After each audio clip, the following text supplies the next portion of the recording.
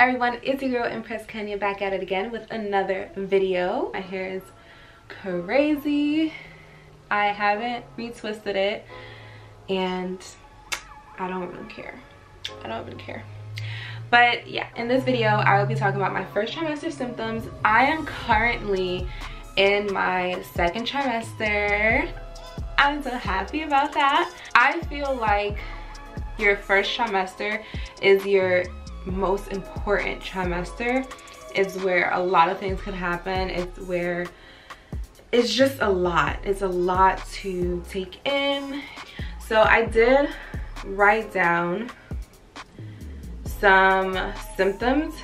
I actually wrote down all my symptoms up till right now, if I can find them. So week 1, I really didn't have any symptoms at week 1 because obviously you don't know that you're pregnant. Week 2 of pregnancy, I don't know either. So at week 3, all I can remember is loving the taste of Taco Bell. My favorite thing was to get the Gordita Crunch, Gordita, I think it's called. The Gordita Crunch taco. That was like my favorite thing to get. And I love the spicy one. It was just so good. And prior to my 3rd week of pregnancy, I also had discussed and told you guys in my last video that I was dealing with constipation. So also week 4, I was feeling also constipated and I started to feel more tired. And I was noticing that my breasts were beginning to get big. Normally my breasts do get, you know, enlarged or whatever when I'm about to get my period. So I didn't think nothing of it. Like I was just like, oh yeah, my boobs are getting bigger. No, I was pregnant. Week 5, I just felt like my breasts were so tender. Like they were super tender. They weren't like menstrual cycle tender. They hurt so bad. They were super tender and I was super tired as well. I did have an ultrasound at 5 weeks because I did have a miscarriage last year. So I was gonna wait until my 8th week to do a checkup, but I thought to myself like, no, I'm gonna check as soon as I see it positive. I was gonna call my doctor, which I did. This is my 5-week 4-day ultrasound. The little arrow is the baby or where the gestational sac, and you see that little dot right next to it. I will explain that in just a moment. And then here she just titles it gestational sac, and in this photo you don't really see that little blob anymore next to it. And this is my uterus right here. So that is week 5 and 4 days. That's when things started to get serious, is week 6. Week 6, right after that ultrasound, since I felt like I was okay, I started working out again. I had just got back from New York, and I was working out. And I did do some ab workouts, so I don't know if that was the cause. I don't think it was the cause, but I started to bleed. So there was this one morning I had worked out probably like on a Friday, and Saturday morning when I got up out of bed, I felt weird. Like I felt like that first day that you get your menstrual, that's how I felt. And I go to wipe and it's like blood, like dark blood, and I was so scared because obviously what happened last year. I was just really nervous. And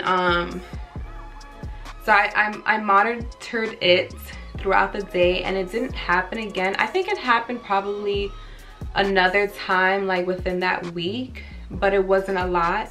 It was like a really small amount. And the first time it happened that morning, it was probably like a quarter size of blood. It wasn't like a lot, but it was a gush. It wasn't a constant flow. So I was happy for that. I did call my doctor and I told her about it. I already had a 2-week follow-up, so I waited until I was 7 weeks. So this is 7 weeks 4 days, and we're able to see the baby right here. This is my gestational sac. And do you remember the last clip that I just showed you at 5 weeks 4 days? That little blob kind of got bigger and closer to the gestational sac, which freaked me out. And then this is a close-up and of the baby. When I spoke to my doctor, she did say that, I don't know why I'm doing this, but she did say that I was diagnosed, I don't want to say diagnosed, but to me I was diagnosed with subchorionic hematoma.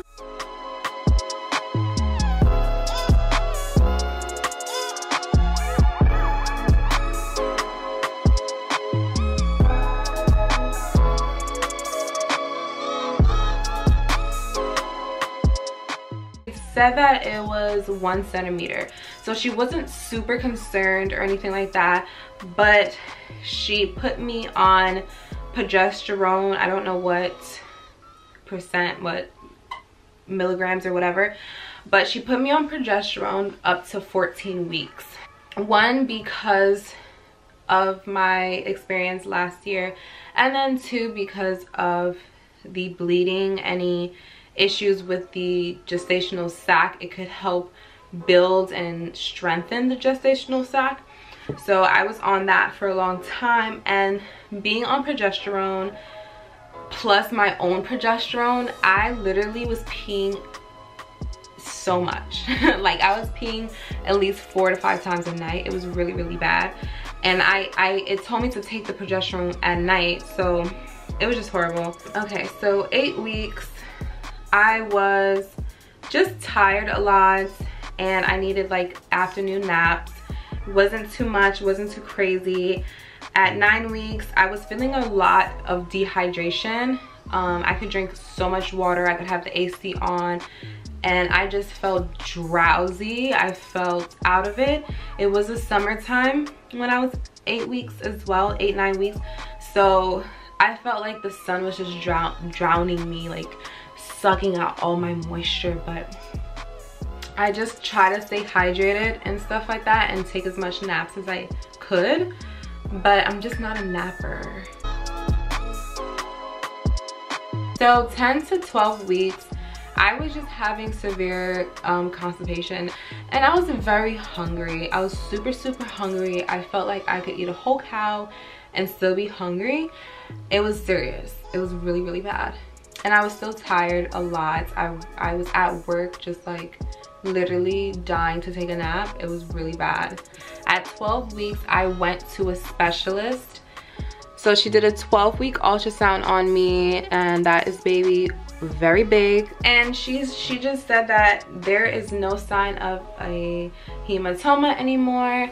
And I was so thankful, because that was the most scariest thing. I literally was very careful. That's basically my first trimester. To sum it up, I was just tired a lot and dehydrated, and I had very sore breasts, and I was constipated a lot, way before I even knew I was pregnant, and peeing very often, and also the subchorionic hematoma. At the time of the subchorionic hematoma, I think that's how you say it, I researched the heck out of it. And honestly, stay away from Google, which, I mean, you can say that to yourself, but you're still gonna go on Google because you want some type of comfort, okay? You want to know what's going on with your body. You want to know how could you help, like, not cause any more damage. Like, is this okay, is this not? And for me, it wasn't damaging to my baby, it wasn't damaging to me, and I was very, very thankful for that. I wasn't working out or anything like that. And I was drinking a lot of water. Like every day I was drinking water, because I heard that drinking water helped as well. Like, I'm very thankful that I was not throwing up or breaking out a lot, so that's a plus. I wasn't even feeling nauseous at all, so I'm very happy for that, because I literally hate throwing up. If I was throwing up, I think I would call out of work a lot. I'm such a baby when I'm throwing up. I hope you guys love this video. If you do, give it a thumbs up. Please subscribe down below and turn on your notification bells and subscribe. I think I just said that already. I'm tired. And yes, I always say and yes. So annoying, right? Please stop me, somebody. Oh yeah, my next video is gonna be basically second trimester stuff and so on. It's kind of gonna go into order now. I just really wanted to get this out the way. So yeah, bye guys, thank you so much for watching.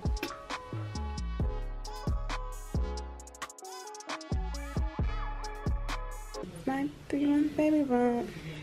This is me just relaxed, and then if I suck in,